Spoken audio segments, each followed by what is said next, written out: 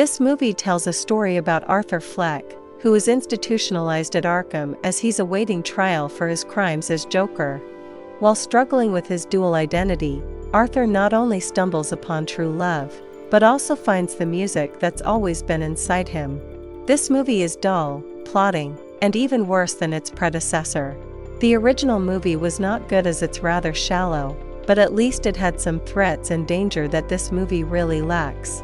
There is no frisson of excitement or sense of the madness taking control in this one. The movie tries and fails to make a point, and the concept fails to become sophisticated or rewarding enough to justify the agony of sitting through it. It becomes an excruciatingly boring sequel. The movie is bold enough to deny expectations, but not remotely thoughtful enough to offer something more interesting in their place.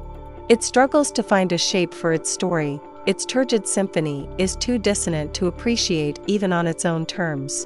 The movie is using a novel approach to the character, however, it soon settles into rote rhythms.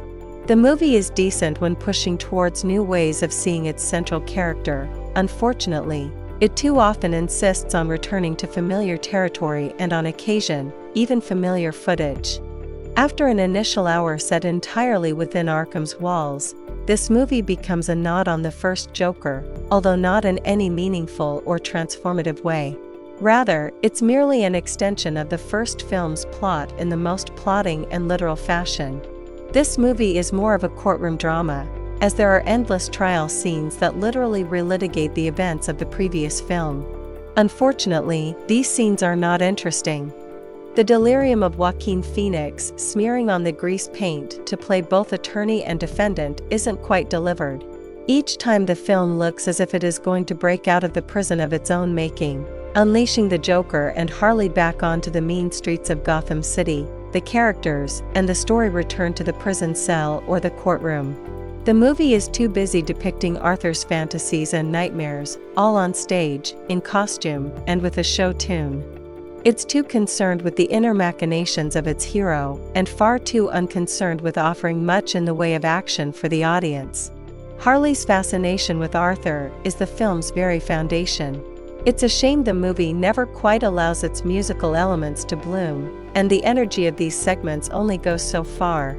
Its frames and character dynamics set the stage for musical romance that never blossoms, visually, acoustically, and emotionally.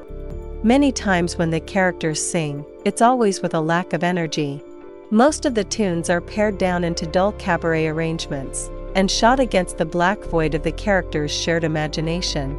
There are great songs from the past performed by the couple at various points throughout the film.